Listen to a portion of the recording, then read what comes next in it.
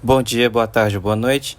Eu sou João Gabriel e nesse vídeo, eu e meu grupo, composto por mim, Rodrigo, André e Pedro, a gente vai estar discutindo sobre a história da computação. Então a gente vai falar do conceito da palavra computação, um pouco de algoritmo, a gente vai falar sobre os primeiros dispositivos de computação, de cálculo, de algoritmo, como por exemplo o ábaco, e até a importância da computação nos dias atuais e as novas tecnologias que estão surgindo, como por exemplo a computação em nuvem. E essas tecnologias aí que vêm cada dia se expandindo mais, com mais rapidez e que vão com certeza dominar tanto o ambiente de trabalho quanto o ambiente social e facilitar nossas vidas. Bom, todo mundo já sabe que a computação ela já está bem presente em vários aspectos das nossas vidas.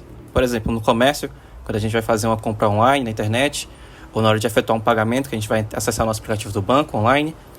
Na educação também, quando a gente participa de uma aula online ou quando a gente pesquisa por conhecimento na internet. No entretenimento também, para quem gosta de jogar um videogame, assistir um filme. Enfim, hoje em dia a computação tem sim essa importância em vários âmbitos da nossa vida, mas a verdade é que a computação ela já estava presente na vida dos seres humanos há muito tempo atrás, até mesmo nas sociedades antigas. E eu vou explicar para você por que isso é verdade agora. Então, para a gente entender melhor esse papo de computação antiga, por assim dizer, a gente tem que primeiro dar uma olhada no conceito da palavra computação. A gente pode entender melhor. Bom, segundo Brookshire, um autor renomado no campo da ciência da computação, a computação é a ciência que trata do uso de algoritmos para manipular e transformar dados. Ou seja, diferente do que se imagina por aí, ela não está presente necessariamente apenas em máquinas avançadas que têm circuito elétrico, por exemplo, tipo os computadores e smartphones, mas também em outras ferramentas mais, podemos dizer, rudimentares, que eram capazes de realizar cálculos e processar dados. O ábaco, por exemplo, é o sistema de computação mais antigo datado na humanidade. Na verdade, se estima que ele foi utilizado pela primeira vez lá na Mesopotâmia antiga, ou seja, há 4.000 anos atrás, mais precisamente assim por volta de o ano 2300 a.C. Pra gente é algo básico, provavelmente todo mundo que já viu um ábaco na escola e aprendeu como é que ele funciona. Mas há muito tempo atrás, ele foi considerado um avanço na tecnologia, que partiu da ideia de utilizar objetos móveis para poder realizar contagens e cálculos matemáticos. Então, sim, apesar de ser bem diferente dos computadores atuais, ou pelo menos do que a gente imagina sendo um computador atual, o ábaco pode sim ser considerado um sistema de computação, já que ele permite a manipulação e o cálculo de dados numéricos. Depois disso a gente foi tendo uma evolução dos sistemas computacionais depois do ábaco. Eu vou citar, por exemplo, outro dispositivo antigo que veio depois do ábaco, que é a máquina de Antícitera, ou dispositivo de Antícitera, ou mecanismo de Antícitera, como você prefere chamar, que foi criado na Grécia, mais ou menos ali no século I a.C., e ele pode ser considerado mais complexo do que o ábaco, porque ele também, para funcionar, ele também utilizava, além de cálculos matemáticos e conhecimento mais na área da matemática, ele também utilizava conhecimentos da área da astrologia. Até porque era uma ferramenta que servia para medir distâncias, baseado nas distâncias dos astros, e para prever eventos da astrologia, como posições astronômicas e eclipses. Ele também não tinha nenhuma fiação elétrica, nenhum sistema eletrônico, mas assim como o ábaco, ele pode ser considerado um sistema da computação, porque ele possui um algoritmo, ele realiza cálculos e ele entrega um resultado para o usuário. Outro exemplo que pode até parecer que não, mas é sim um sistema computacional, é o relógio analógico, que apresenta o horário com precisão, com base nos cálculos que ele mesmo realiza com base no algoritmo, sem que a pessoa que utilize esse objeto precise saber exatamente o que se passa por esses cálculos. Ou seja, uma pessoa que pode nem saber que tem um algoritmo por trás das ações desse relógio vai ver o horário e entender o horário mesmo sem saber o que está acontecendo por dentro, quais são os cálculos, qual é a matemática por trás desse objeto. Depois disso, com o passar do tempo, foi surgindo a necessidade de criar máquinas com capacidades mais elevadas. E um grande contribuidor para a evolução dos computadores e a transformação desses apetrechos no que realmente a gente conhece hoje como computadores foi Alan Turing, que muitos consideram o próprio pai da computação, E ao contrário de que muita gente pensa, ele não exatamente criou o primeiro computador, o primeiro protótipo de computador, o primeiro modelo de computador, real. Ele, na verdade, criou uma máquina imaginária. E essa máquina imaginária, a principal característica dela é que ela tinha uma fita imaginária também, que essa fita era infinita. Essa fita funcionava como memória e ela usava essa fita para poder realizar operações. E apesar de não ser uma máquina real e física e tocável propriamente dita, ela serviu de inspiração e serviu como um avanço, porque com isso o Alan Turing queria mostrar a ideia de que o computador pode ser um dispositivo que é universal, ou seja, que é capaz de realizar qualquer operação computacional, né? E um dos projetos que o Alan inspirou foi o ENIAC. Mas eu não vou entrar muito nisso, eu vou deixar para o meu amigo Rodrigo explicar essa parte e falar mais sobre o desenvolvimento da evolução dos computadores, das linguagens de programação e entre outros temas.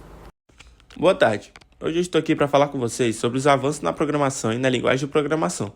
Primeiramente, vamos começar entendendo o que são as linguagens de programação, onde elas surgiram e quais foram os impactos delas para a evolução da programação com o passar das décadas.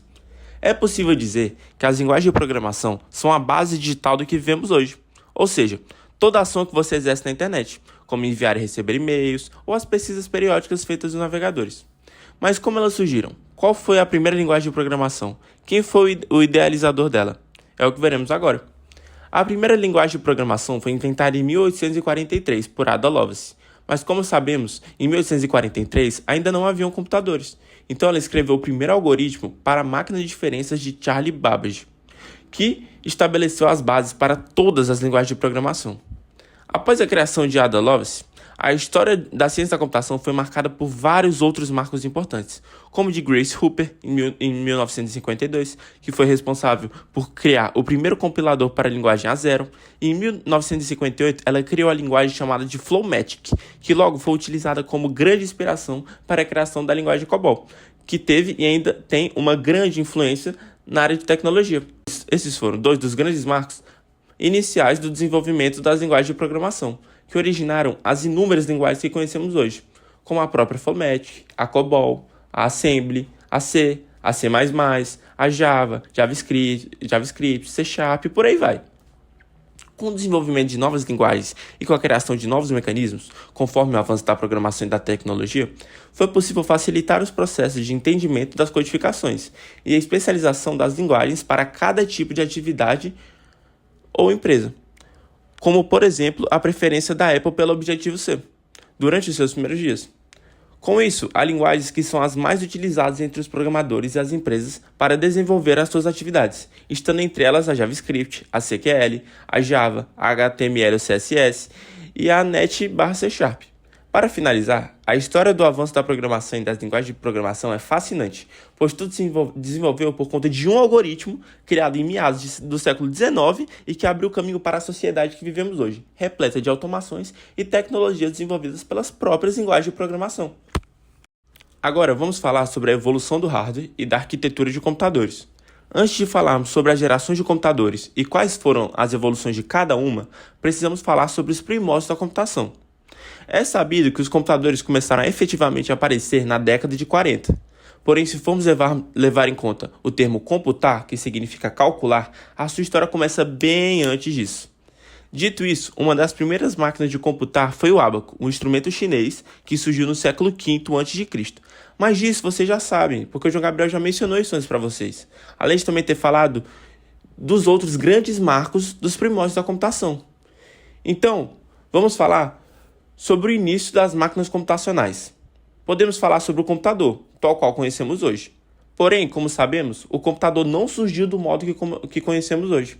Ele foi sendo aperfeiçoado ao longo do tempo. E esse aperfeiçoamento foi dividido em 5 períodos. A primeira, a segunda, a terceira, a quarta e a quinta geração. Então vamos falar um pouquinho sobre elas. A primeira geração é constituída por computadores dos anos de 1950 a 1960. Eles tinham grandes dimensões e funcionavam por meio de circuitos e válvulas eletrônicas. Possuíam uso restrito, além de serem imensos e consumirem muita energia. Eles eram fabricados para fins comerciais, sendo seu componente eletrônico básico que tornava possível o funcionamento à válvula de vácuo, que assim possibilitava que fossem feitas até 1000 instruções por segundo. Um dos exemplos é o ENIAC. A segunda geração é constituída por computadores de 1960 a 1965. Eles ainda possuíam grandes dimensões, porém a sua mudança veio na substituição das válvulas, que eram maiores e mais lentas, pelos transistores, que fez com que essa geração reduzisse substancialmente o consumo de energia e o volume ocupado pelas máquinas, assim como por um aumento da fiabilidade e da velocidade de cálculos das instalações. A terceira geração é constituída por computadores de 1965 a 1975. Nessa geração foram substituídos os transistores por circuitos integrados, o que possibilitou a diminuição das dimensões dos computadores e uma maior capacidade de processamento. Além disso, nessa mesma época, os chips foram criados e a utilização de computadores pessoais começou. A quarta geração é constituída por computadores de 1975 até os dias de hoje.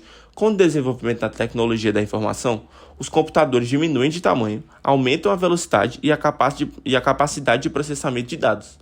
Nessa mesma época surge o microprocessamento.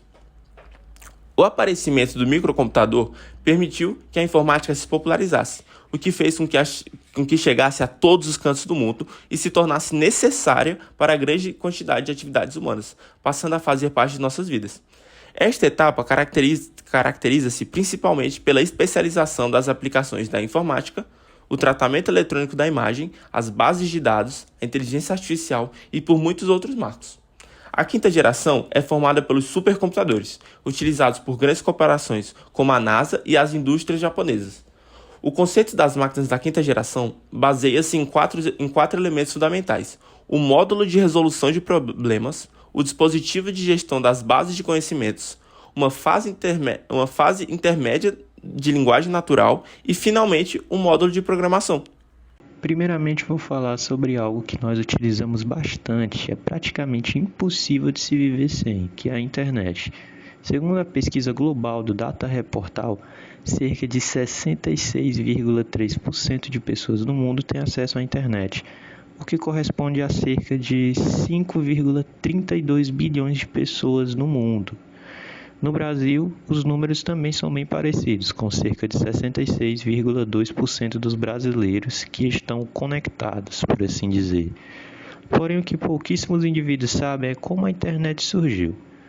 A ARPANET foi uma rede de trocas de informações que foi desenvolvida para conectar instalações de pesquisas e militares com o Pentágono, nos Estados Unidos, na década de 1960. A ARPANET teve como um dos seus marcos mais importantes a primeira conexão entre quatro universidades dos Estados Unidos: UCLA, Stanford, Santa Bárbara e a Universidade de Utah. Em 1973, a ARPANET estava conectando 37 nós de comunicação dos Estados Unidos, sem falar que nesse mesmo ano o protocolo TCP/IP passou a ser adotado, que é um protocolo indispensável para a rede internet, pois ele garante que os pacotes contendo informações dentro cheguem de forma segura e correta ao seu destino. No Brasil, a internet chegou em 1988, através de uma conexão entre um computador da Universidade Federal do Rio de Janeiro e a Universidade de Maryland, nos Estados Unidos. Posteriormente, em 1994 e 1995, a internet se tornou pública e comercial aqui no Brasil. Hoje em dia também não se consegue mais falar em internet sem pensar na computação em nuvem, que cresceu de uma forma bastante notável ao passar dos anos. De acordo com os dados da Gartner, existe a previsão de que até 2025, 85% das empresas irão adotar o modelo de computação em nuvem. Logo, esses dados exprimem a necessidade de eficiência, flexibilidade e inovação vindo por parte dessas empresas. No Brasil não seria diferente. Diversas empresas dos mais variados setores vêm adotando esse tipo de computação. Um dos fatores que influenciam para o crescimento da computação em nuvem seria a escalabilidade, a redução de custos e a segurança que os usuários têm. A computação moderna tem um impacto gigantesco na nossa vida. Com a programação, por exemplo, são criados aplicativos de busca, as redes sociais, todos os tipos de aplicativo. E isso está inserido no nosso convívio social, uma vez que nós utilizamos ele para conversarmos com outras pessoas, para buscarmos conhecimento, e isso impacta sim na cultura, uma vez que Nós postamos, por exemplo, a foto de algum patrimônio histórico nas redes sociais, colocamos a localização daquele patrimônio lá, e isso acaba fazendo com que outras pessoas de todos os lugares do mundo acabam conhecendo este lugar. Por fim, como vocês puderam ver, o nosso vídeo abordou toda a história da computação. Tudo, desde o começo até os impactos dela atualmente. Nós gostaríamos de agradecer a atenção de vocês, a paciência, a disponibilidade. E é isso, pessoal. Nós nos encontramos no próximo vídeo.